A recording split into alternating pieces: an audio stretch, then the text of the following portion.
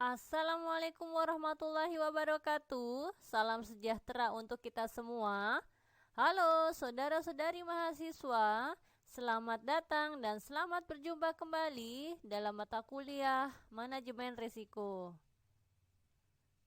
Pada kesempatan minggu ini, materi yang akan kita bahas adalah mengenai kerangka kerja Enterprise Risk Management atau disebut juga dengan ERM.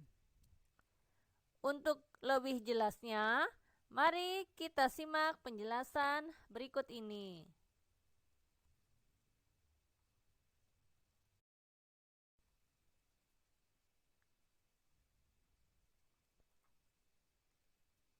Tidak dapat dipungkiri bahwa saat ini terdapat dua rujukan besar yang dijadikan kiblat penerapan manajemen risiko. Kedua rujukan tersebut adalah Committee of Sponsoring Organizations of the Tradeway Commission atau yang disebut dengan COSO, kemudian Enterprise Risk Management ERM, Integrated Framework, dan the International Organization for Standardization atau ISO 3100 2009 mengenai Risk Management Principle and Guidelines. Nah, dalam kerangka kerja manajemen risikonya, COSO dan ERM menuntut perusahaan untuk dapat menentukan terlebih dahulu sasaran perusahaannya yang terdiri dari 4 kategori, yaitu yang pertama adalah berkaitan dengan strategis. Strategis di sini adalah sasaran yang mendukung dan selaras dengan misi perusahaan. Kemudian yang kedua adalah operasi. Operasi di sini berkaitan dengan efektivitas dan efisiensi dari penggunaan sumber daya perusahaan. Kemudian yang ketiga adalah pelaporan. Pelaporan di sini berkaitan dengan keterpercayaan dari pelaporan. Dan yang terakhir adalah pemenuhan. Pemenuhan terhadap hukum dan regulasi yang berlaku.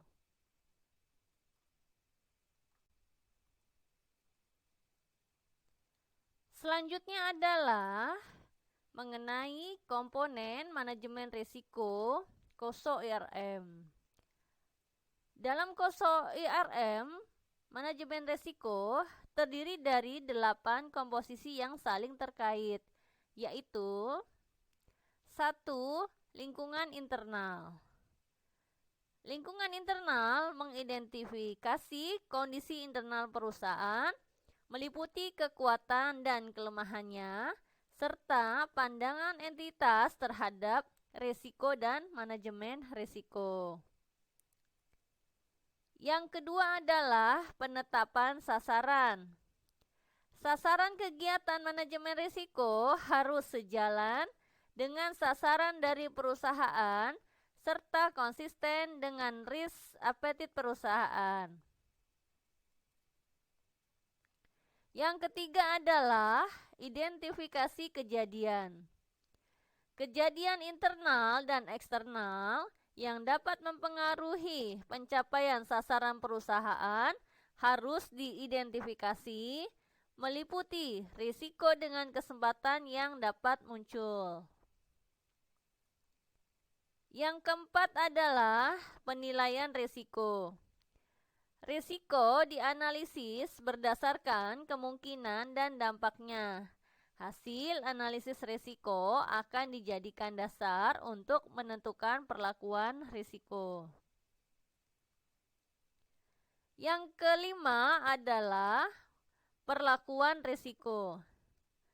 Terdapat 4 alternatif pada perlakuan risiko, yaitu menghindari atau avoidance, menerima atau acceptance, mengurangi atau reduction, dan membagi risiko atau sharing. Pemilihan perlakuan risiko dilakukan dengan membandingkan hasil analisis risiko dengan risk appetite dan risk tolerance. Yang keenam adalah aktivitas pengendalian. Membangun dan mengimplementasikan kebijakan dan prosedur untuk memastikan perlakuan risiko ditetapkan dengan efektif. Selanjutnya, yang ketujuh adalah informasi dan komunikasi. Informasi yang relevan diidentifikasi, diperoleh, dan dikomunikasikan dalam bentuk dan waktu yang tepat agar personil dapat melakukan tanggung jawabnya dengan baik. Dan yang terakhir atau yang kedelapan adalah pemantauan.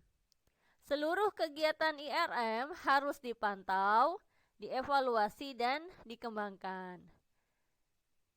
Itu adalah kedelapan komponen manajemen risiko KOSO IRM.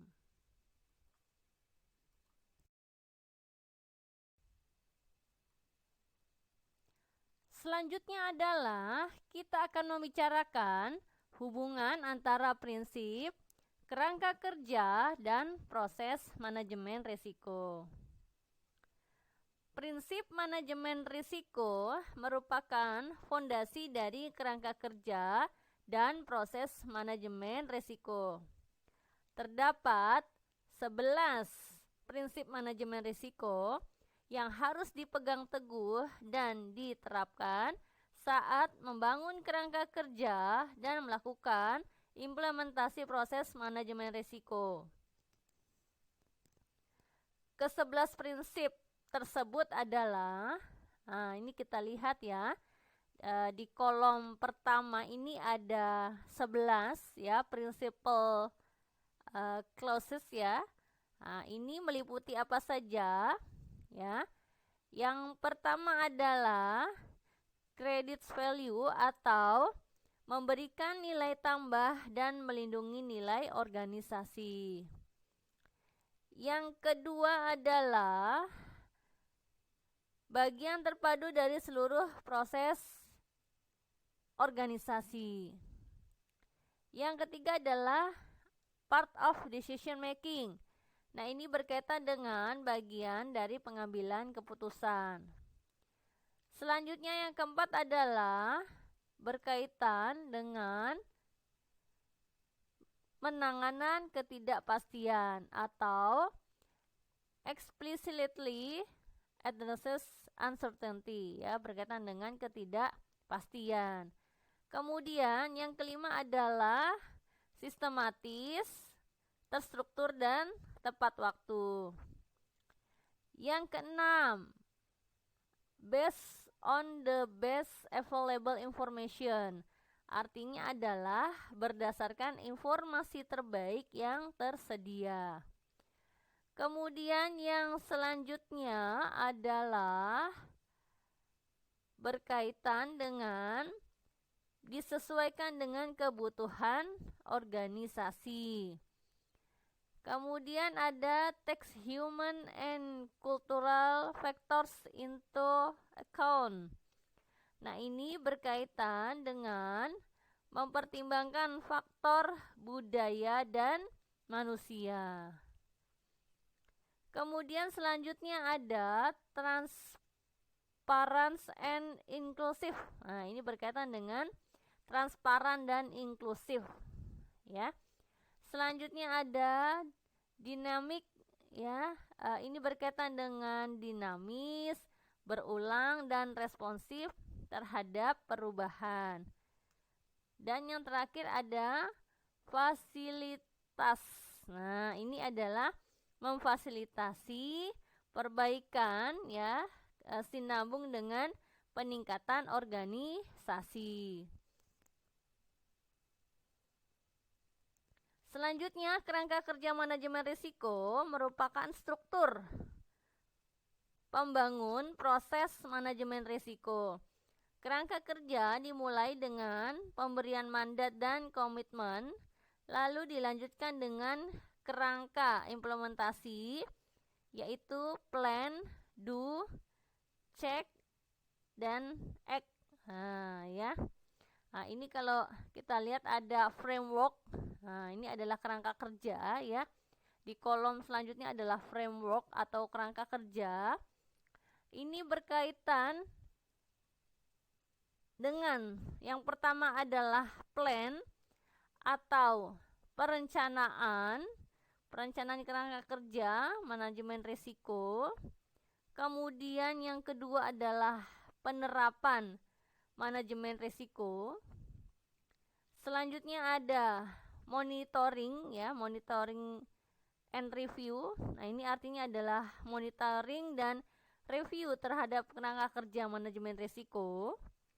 Selanjutnya ada perbaikan kerangka kerja manajemen risiko secara berkelanjutan.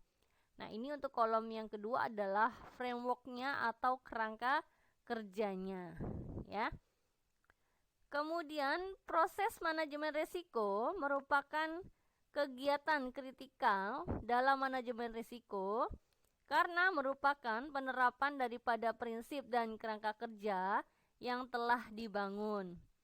Proses manajemen risiko terdiri dari 5 proses besar. Nah, untuk kolom selanjutnya ini ada yang disebut dengan proses atau proses manajemen. Meliputi apa saja ya? Yang pertama adalah komunikasi dan konsultasi. Kemudian ya, ini ada communication and consultation. Kemudian berkaitan dengan penetapan konteks. Ya, yang ketiga adalah penilaian risiko. Nah, ini ada penilaian risiko atau risk assessment yang terdiri dari identifikasi atau risk identification. Kemudian ada analisis ya, risk analysis. Kemudian ada evaluasi risiko. Kemudian yang keempat ada yang disebut dengan risk treatment atau perlakuan risiko. Nah, ini berkaitan dengan monitoring dan review.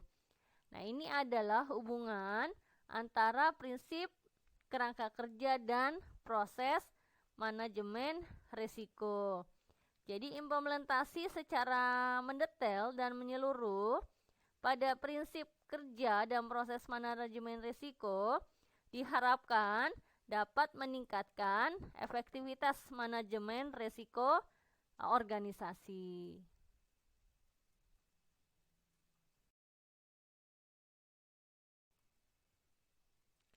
Selanjutnya adalah materi yang kita bahas mengenai pembagian peran dan tanggung jawab menurut KOSO IRM. KOSO IRM Integrated Framework mendeskripsikan peran dan tanggung jawab dari unit-unit kerja perusahaan dalam penerapan manajemen risiko. Semua bagian di dalam perusahaan memiliki tanggung jawab terhadap IRM. Yang artinya implementasi manajemen risiko harus mencakup entity level, division, business unit, hingga subsidiary. Pembagian peran dan tanggung jawab yang dijelaskan KOSO IRM adalah sebagai berikut. Yang pertama adalah Board of Directors atau BOD. Memiliki tanggung jawab penting dalam melakukan pemantauan terhadap penerapan manajemen risiko dengan turut memperhitungkan risk appetite dari entitas. Selanjutnya adalah Chief Executive Officer atau CEO. CEO memiliki tanggung jawab untuk memastikan berjalannya IRM yang efektif pada keseluruhan perusahaan. Selanjutnya adalah manajer. Manajer memiliki tanggung jawab dalam mendukung penerapan prinsip IRM perusahaan, memastikan pemenuhan IRM dengan risk appetite, dan mengelola risiko di ranah kewenangannya agar konsisten dengan risk tolerance yang dimilikinya. Yang selanjutnya adalah risk officer, financial officer, dan internal audit. Nah, di sini memiliki peran kunci dalam mendukung efektivitas penerapan manajemen risiko perusahaan. Selanjutnya adalah petugas operasional atau biasa disebut risk coordinator. Risk koordinator bertanggung jawab dalam menerapkan manajemen risiko perusahaan sejalan dengan prosedur dan kebijakan manajemen risiko perusahaan. Yang terakhir adalah pihak eksternal seperti pelanggan, kompetitor, otoritas, dan pihak yang berperan dalam value chain perusahaan tidak memiliki tanggung jawab dalam memastikan efektivitas IRM dari entitas. Tetapi pihak-pihak tersebut berperan penting dalam menyediakan informasi yang dapat mendukung efektivitas manajemen risiko. Nah, tadi adalah pembagian peran dan tanggung jawab menurut KOSO IRM.